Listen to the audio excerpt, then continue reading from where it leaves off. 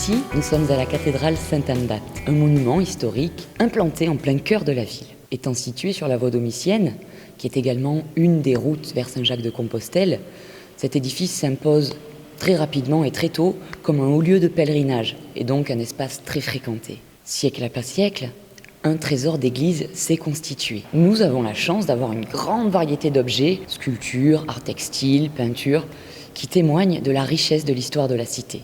Et aujourd'hui, nous nous intéressons particulièrement à une verrerie vénitienne dorée et émaillée datant du XVIe siècle. Pourquoi s'intéresser à cet objet en particulier ? Il faut savoir qu'au XVIIe siècle, un traité sur le travail du verre à Murano est édité et qu'à partir de ce moment-là, ce genre d'objet se diffuse dans toute l'Europe. Et encore aujourd'hui, il est très difficile de dater avec certitude les originaux provenant de Murano et datant du XVIe siècle.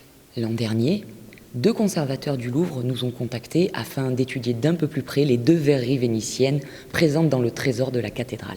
Ils ont été tout à fait surpris de constater qu'au moins une des 2 verreries vénitiennes datait bel et bien du XVIe siècle. Il faut savoir qu'il en reste moins d'une quinzaine en bon état dans le monde, ce qui en fait un objet rarissime. Cette étude a amené l'équipe du Louvre à emprunter cette gourde vénitienne afin d'en étudier la composition pour qu'elle puisse servir de référence en la matière. C'est-à-dire qu'une fois analysée, cette gourde deviendra le maître étalon qui permettra de dater avec précision les autres verreries vénitiennes.